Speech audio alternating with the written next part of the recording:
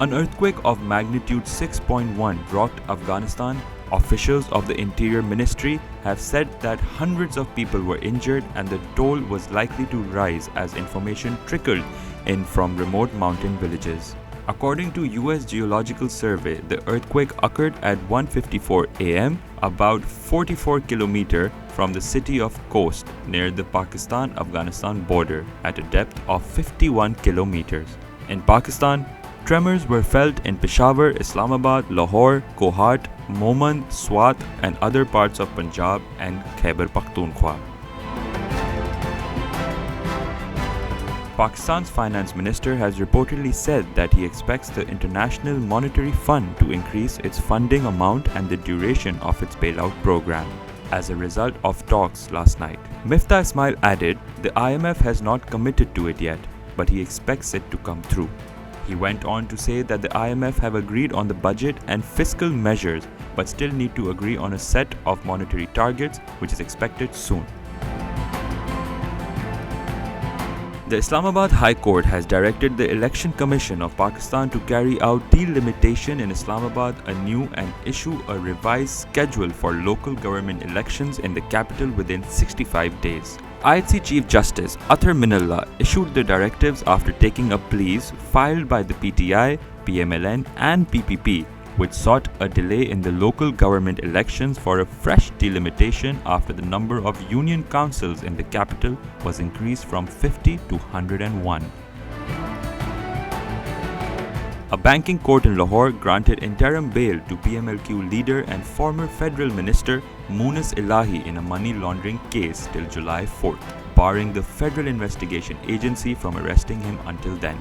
The FIA had booked Elahi and 7 others on charges of money laundering in a case pertaining to a sugar scam. The Sindh High Court has suspended the orders for the exhumation of Amir Liaqat's body for an autopsy to ascertain the cause of his death. Liaqat's estranged family members had approached the SHC against the orders issued by a judicial magistrate in Karachi.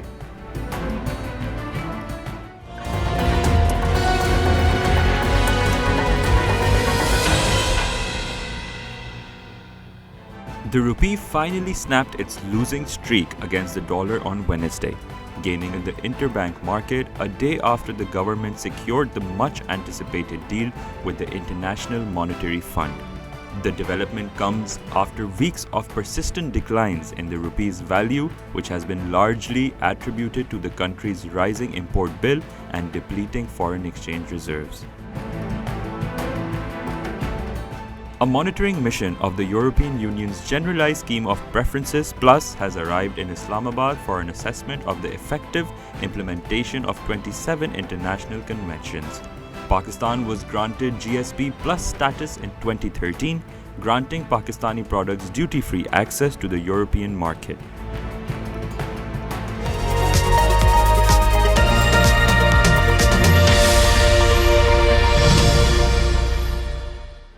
Ukrainian and Russian forces were entrenched in eastern Ukraine today, a day of commemoration in both countries to mark the anniversary of Hitler's invasion of the Soviet Union in 1941. Meanwhile, a fire reportedly tore through part of Russia's Novoshakhtinsk refinery just 8 kilometers from the border with Ukraine after drones were spotted flying over the oil plant. Saudi Crown Prince Mohammed bin Salman visits Turkey for the first time in years on Wednesday for talks with President Tayyip Erdogan aimed at fully normalizing ties that were ruptured after the murder of Saudi journalist Jamal Khashoggi. In April, Erdogan went to Saudi Arabia after a months-long drive to mend relations between the regional powers, including dropping the trial over Khashoggi's 2018 murder in Istanbul.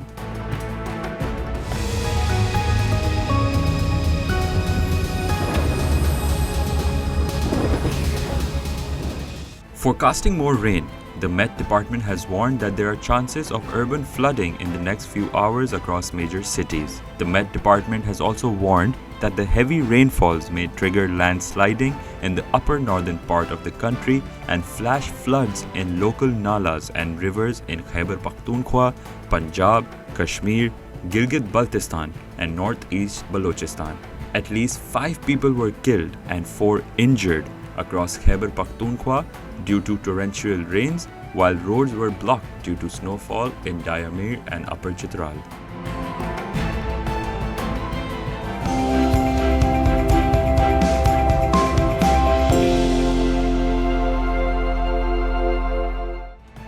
The White House is expected to announce it intends to issue a rule requiring tobacco companies to reduce nicotine levels in cigarettes sold in the United States to minimally or non-addictive levels. According to the Washington Post report, citing a source familiar with the situation comes as the Biden administration doubles down on fighting cancer-related deaths.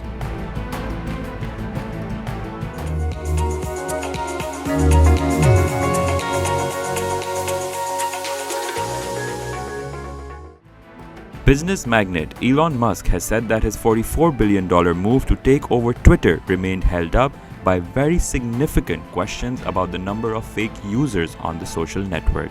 The Tesla car and SpaceX exploration chief was reluctant to talk about the deal when asked at the Qatar Economic Forum, saying it was a sensitive matter.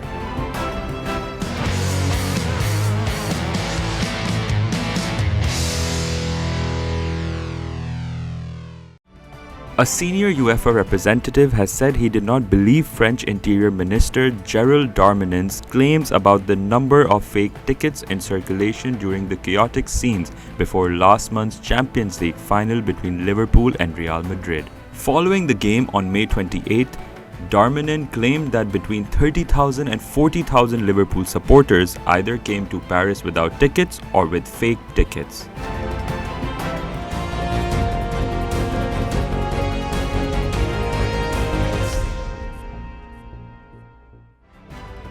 A jury in California has found comedian Bill Cosby sexually abused a 16-year-old girl at the Playboy Mansion in 1975. The civil court awarded the now 64-year-old woman $500,000 in damages. Cosby did not attend the trial or testify in person and continues to deny the allegation through his lawyer and publicist.